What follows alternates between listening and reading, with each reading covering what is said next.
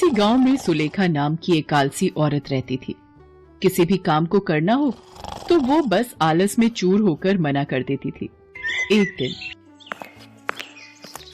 क्या बात है सुलेखा, पिछले 3 दिन से तुम सुबह दोपहर शाम चावल ही बना रही हो, रोटी तुमने एक बार भी नहीं बनाई। कुछ तो बना दिया ना, मेरे बस में हो तो कोई काम ना करो, सारा दिन थक जाती हूँ। और रोटी कैसे बनेगी? गेहूं ऐसे ही पड़ा है, उसे कोई साफ करे तो मैं उसे पीस कर आटा बनाऊं।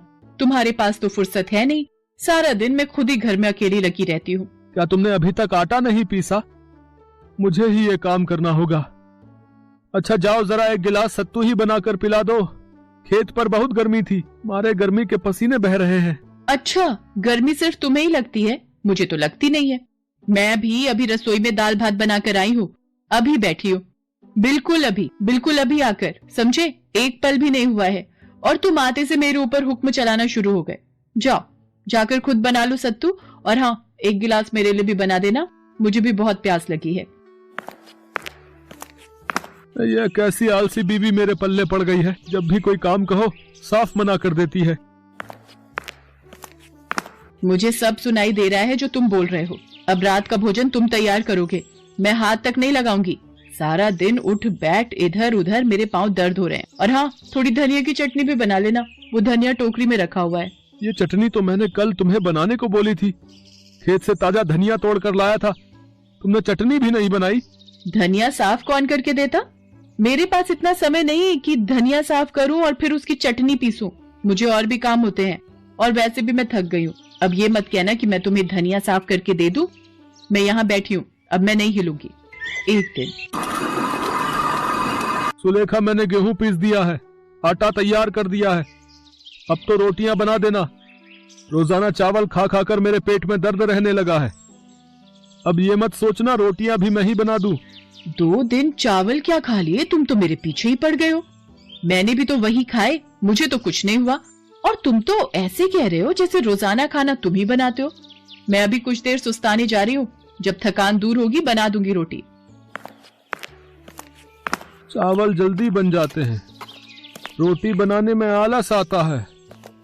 सुलेखा की आलसी आदत पता नहीं कब सुधरेगी। एक गिलास पानी पिलाने में भी आलस आता है इसे। मोहन सुलेखा की आलसी आदतों से बहुत परेशान रहता था। सारा दिन चलते चलते मेरे तो पाँव दुख जाते हैं। अभी तैयार होकर आ जाएंगे। सुलेखा, चाय बनी नहीं क्या?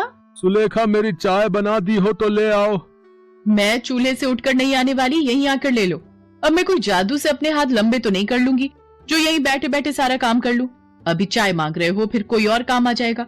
तुम्हें तो लगता है जैसे इधर उधर चलते फिरते मैं थकती ही नहीं हूँ। सुलेखा, एक प्याली चाय देने तुमसे नहीं उठा जाता, तुमने तो हद कर दी है। मोहन काम पर जाने लगता है। बेटा, अम्मा को कोई भिक्षा देगा, बहुत भूख लगी है। रुको अम्मा, मैं अभी अपनी पत्नी को आवाज लगाता हूँ। सुलेखा, बाहर इन अम्मा को जरा कुछ खाने को दे जाओ, मैं खेत पर निकल रहा हूँ। 2 मिनट तसल्ली से नहीं बैठ सकती, फिर उठा दिया। क्या हुआ बेटी, तुम परेशान क्यों हो रही हो? अगर रोटी नहीं है तो मत दो, कोई बात नहीं, मैं ऐसे ही चली जाऊंगी। रोटी तो ले लो, अब मैं इस वजह से परेशान नहीं हूँ। सारा दिन बार बार उठकर इधर उधर भागा दौड़ी करके काम करने से परेशान हूँ। कोई ऐसा उपाय मिल जाए कि मैं एक जगह पर बैठकर ही सारे काम एक साथ कर लूं, तो मुझे थोड़ा आराम मिल जाए। मेरे इतने लंबे हाथ तो है नहीं कि मैं एक साथ सारा काम कर लूं। छोटे छोटे 2 हाथ हैं। आप ही बताओ कितना काम कर लूंगी? अच्छा, तो ये बात है। अगर तुम्हारे हाथ लंबे हो जाएं, तो तुम खुश रहोगी, तुम्हारी सारी परेशानी दूर हो जाएगी। अरे, फिर तो मजा ही आ जाएगा। अगर मेरे हाथ लंबे हो गए तो मैं तो कोई भी काम बैठे बैठे चुटकियों में कर लूंगी। ठीक है, फिर आज से तुम्हारे हाथ लंबे हो जाएं। देखते ही देखते सुलेखा के दोनों हाथ लंबे हो गए और वो खुशी खुशी घर के भीतर आ गई। अरे वाह, ये तो बहुत अच्छा हो गया। अब मैं इन हाथों के इस्तेमाल से बैठे बैठे घर के सारे काम कर लूंगी। अरे, आप आ गए, ये देखो। ये कैसे हुआ सुलेखा, तुम्हारे हाथ तो कितने लंबे हो गए। ये सब उस बूढ़ी माँ ने किया है। सुलेखा मोहन को सारी बात बताती है, जिसे सुनकर मोहन भी हैरान रह जाता है। अब तो सुलेखा घर के सारे काम अपने लंबे हाथों से बैठे बैठे ही कर लिया करती थी, और अब मोहन भी उसे कुछ नहीं कहता था। गांव के सब लोगों को पता था कि सुलेखा के हाथ लंबे हैं। गांव के सब लोग सुलेखा को लंबे हाथ वाली बहू कहते थे। एक दिन, क्या हुआ, ये दाई माँ क्यों आई थी सुलेखा? क्यों आई थी? इसलिए आई थी कि कि क्या सचमुच जो मैं सोच रहा हूँ वो सच है? हाँ जी, हम दोनों माँ बापू बनने वाले हैं। अब से तुम अपना ख्याल रखना, ज्यादा काम नहीं करोगी, सिर्फ आराम करना। आप फिक्र क्यों करते हो जी? मेरे ये लंबे हाथ किस दिन काम आएंगे? इनकी सहायता से मैं तो बैठे बैठे सारे काम कर लिया करूंगी। और फिर सुलेखा अपने लंबे हाथों के इस्तेमाल से सारा काम आराम से कर लेती थी। धीरे धीरे दिन बीतने लगे और 9 माह के पश्चात सुलेखा ने एक सुंदर से बेटे को जन्म दिया। सुलेखा, ये देखो, ये तो बिल्कुल मेरे ऊपर गया है। रहने दो जी, इसकी आंखें मेरे ऊपर ही होंगी। लाओ मेरी गोदी में दो इसे, मैं देखकर बताती हूँ। ये लो पकड़ो। ये तो मुझसे बहुत दूर है, मैं इसे अपने कलेजे से कैसे लगाऊंगी जी? ये तो मेरी गोदी में भी नहीं आ पाएगा। अब मैं क्या करूँ? इन लंबे हाथों के कारण मैं अपने बच्चे से दूर हूँ। मुझे ये लंबे हाथ नहीं चाहिए। सुनो जी, मुझे अपने बच्चे को गोद में लेकर प्यार करना है। सुलेखा फूट फूट कर रोने लगती है। चुप हो जाओ सुलेखा, तुमने खुद ही तो ये इच्छा मांगी थी, अब क्या हो सकता है? हे भगवान, मैं अपना फायदा देखने निकली थी, मैंने सही गलत के बारे में नहीं सोचा। अरे, तुम तो आज भी दुखी हो। मैंने सोचा इधर से गुजरते हुए तुम्हारा हाल चाल पूछ लूं। लंबे हाथ मिलने की वजह से अब तुम्हारी सारी परेशानियां दूर हो गई होंगी, पर तुम रो क्यों रही हो? अम्मा जी, मुझे ये लंबे हाथ नहीं चाहिए। मेरे बच्चे को मैं अपनी गोद में नहीं खिला सकती, अपने कलेजे से नहीं लगा सकती।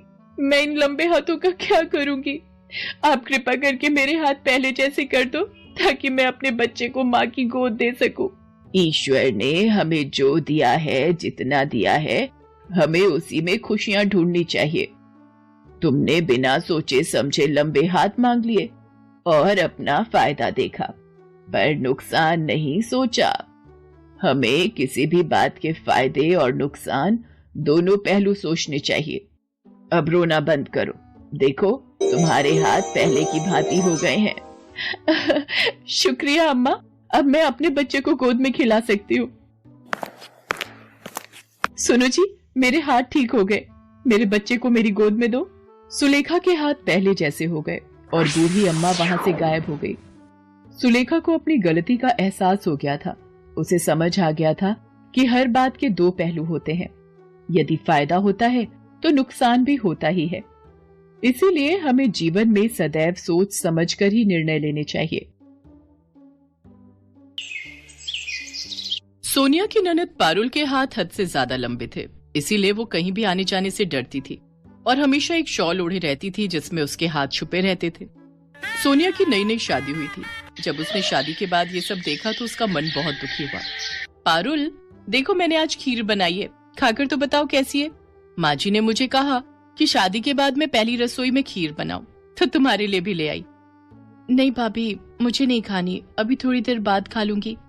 अच्छा कोई बात नहीं, ठीक है, मैं यहाँ रख जाती हूँ, तुम खा लेना। ये पारुल ने अपने हाथ क्यों छुपा रखे? पारुल, तुम्हारे हाथ में कोई चोट लगी है? तुम अपने हाथों को क्यों छुपा रही हो? शादी के समय भी तुमने शॉल ढकी हुई थी। अब नहीं, चोट कोई नहीं लगी। अभी आप जाओ भाभी, मुझे बहुत सारे काम है, मुझे पढ़ाई करनी है। ठीक है, मैं जाती हूँ। सोनिया उदास मन से कमरे से बाहर आ जाती है, पर अब सोनिया घर में रह रही थी तो सारी बात पता चली जानी थी। एक दिन जब सोनिया बाजार से लौट रही थी तब पड़ोस की औरतों ने उसे रोक दिया। अरे बहू, कैसी हो? मैं ठीक हूँ आंटी जी। और अपनी ननद से मिली? उसे देखकर डरी तो नहीं? मैं कुछ समझी नहीं आंटी जी। मेरा मतलब है अपनी ननद के लंबे हाथों को देखकर तुम घबरा तो नहीं गई? वैसे तो पूरा मोहल्ला ही उससे डरता है, ना जाने अपने लंबे हाथों से कब किसकी गर्दन दबा दे। तुम बचकर रहना, देखने में बहुत अजीब सी है वो। अरे कैसी बातें कर रही हो विमला बहन, अब बहू घर में आई है तो सबसे पहले ये बात उसे ही पता चली होगी। ये बात हम तुम क्या ही बता रहे, क्यों बहू? आंटी जी मुझे घर पर जरूरी काम है, मैं चलती हूँ। पड़ोसियों की बातें सुनकर सोनिया थोड़ा घबरा जाती है और घर पहुंचकर उसे सारी सच्चाई पता चली जाती है। पारुल रो नहीं, तुम्हारे साथ जो भी हुआ है ये सुनकर मैं बहुत दुखी हूँ। तुम्हारे साथ ये सब कैसे हुआ? तुम्हारे हाथ इतने लंबे क्यों हैं? भाभी, आज से 2 साल पहले मैं अपनी सहेलियों के साथ घूमने के लिए एक हिल स्टेशन पर गई थी। जब हम वहां पर पहुंचे तो रात हो चुकी थी। हम लोगों ने एक होटल किराए पर ले लिया। अरे पारुल, अच्छा खासा होटल तो मिल रहा है, तुझे यहाँ क्या परेशानी दिखाई दे रही है? तुम ध्यान से देखो, यहाँ पर जितना भी स्टाफ है उनके हाथ इतने लंबे क्यों हैं? मुझे तो इनके हाथों को देखकर डर लग रहा है।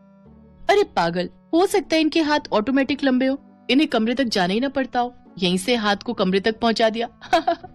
सही कह रही है रजनी, मुझे भी ऐसा ही लग रहा है। आप लोगों के कमरे की चाबी? हाँ दीजिए। चल यार, बहुत थक गए, अब जल्दी से कमरे में चलकर चेंज करते हैं, कल सुबह घूमने निकलेंगे। सोनिया भाभी, वो होटल बहुत अजीब था। वहां पर सारे स्टाफ मेंबर्स के हाथ बहुत ही लंबे थे।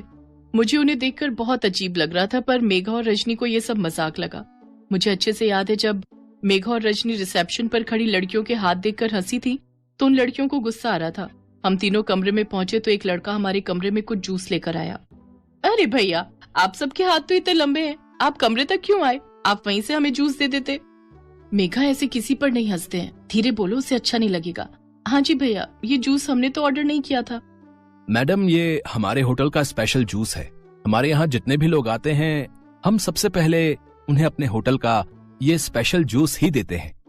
अच्छा, क्या बात है, देखने में तो बहुत ही टेस्टी जूस लग रहा है। थैंक यू भैया, हम लोग पी लेंगे। उसके बाद हम लोगों ने वो जूस पी लिया। वो बिल्कुल नॉर्मल जूस था, जैसे सारे जूस होते हैं, पर अगले ही दिन मुझे अपने हाथों में कुछ फर्क दिखाई दिया। क्या हुआ पारुल, तू बार बार अपने हाथों की तरफ क्यों देख रही है? पता नहीं, तुम्हें अपने हाथ थोड़े लंबे नहीं दिखाई दे रहे? मुझे तो महसूस हो रहे। अरे यार, हमने होटल में काम करने वाले सब लोगों के हाथ लंबे देखे हैं ना, इसीलिए तुझे वहम हो रहा है। अब चल जल्दी से बैग पैक कर, हमें घूमने के लिए निकलना है। बस भाभी, उसके बाद हम लोग वहां से निकल गए, पर धीरे धीरे मेरे हाथ बहुत लंबे होते चले गए। मैंने मेघा और रजनी से भी इस बारे में बात की भाभी, उन दोनों के भी हाथ बहुत लंबे हो गए। मुझे पूरा शक है कि उस होटल में जो हमने जूस पिया था ना, उसमें जरूर कुछ ऐसा मिला था जिससे हमारे हाथ लंबे हो गए। मेघा और रजनी के भी हाथ लंबे हैं। भाभी, वो भी घर से बाहर नहीं निकलती। तो पारुल, तुम्हें उस होटल में पता करना चाहिए था, उस होटल के खिलाफ पुलिस को बताना चाहिए था। सोनिया बहू, बताते तो तब ना जब उस होटल में ऐसा कोई स्टाफ मिलता। उस होटल में लंबे हाथों वाला कोई स्टाफ नहीं था। बहू, पुलिस को किसी पर भी शक नहीं हुआ।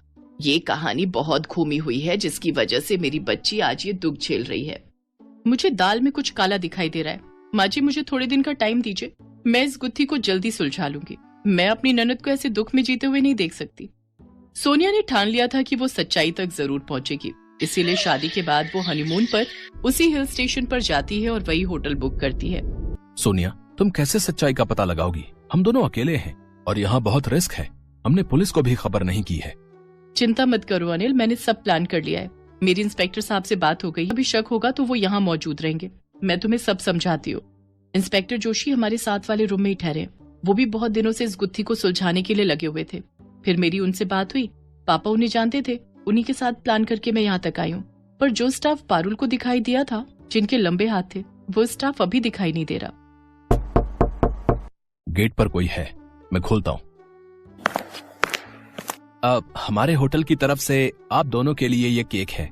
जब भी कोई नए कपल आते हैं तो उनको हमारे होटल की तरफ से ये केक दिया जाता है। अच्छा, अब बहुत बढ़िया, थैंक यू। केक देखने में तो बहुत सुंदर है। इस लड़के के हाथ लंबे थे, तुमने ध्यान दिया? सोनिया, मैंने उस पर ध्यान नहीं दिया, मेरा ध्यान तो केक पर था। नहीं, अभी ये केक हम नहीं खाएंगे, इसे रख दो। अब मेरे साथ बाहर होटल टहलने के लिए चलो। इसके बाद सोनिया और अनिल बिना केक खाए बाहर होटल में जाते हैं। बस थोड़ी देर में ही ये दोनों भी हमारी तरह लंबे हाथ वाले हो जाएंगे। मैं उन्हें केक देकर आया हूँ जिसमें वो दवाई मिली है जिससे हाथ लंबे हो जाते हैं। सही किया। इन लोगों को ये पता ही नहीं है कि लंबे हाथ वाला स्टाफ सिर्फ रात में ही ड्यूटी करता है, और जो भी रात में इस होटल में आता है वो अपने हाथ लंबे करके ही जाता है। सोनिया पहले ही इंस्पेक्टर जोशी को फोन कर चुकी थी। इंस्पेक्टर जोशी ने अपनी पूरी टीम को उस होटल में बुला लिया और कुछ ही देर में उस होटल के स्टाफ की सारी पोल खुल गई। हमें माफ कर दीजिए, हमसे गलती हो गई। गलती हो गई? आज तुम्हारी वजह से मेरी अपनी ननद दुख से गुजर रही है। तुम लोगों ने ये गलत दवाई खिलाकर मेरी ननद और उसकी सहेलियों के हाथ लंबे कर दिए। तुम लोग ऐसा क्यों करते हो?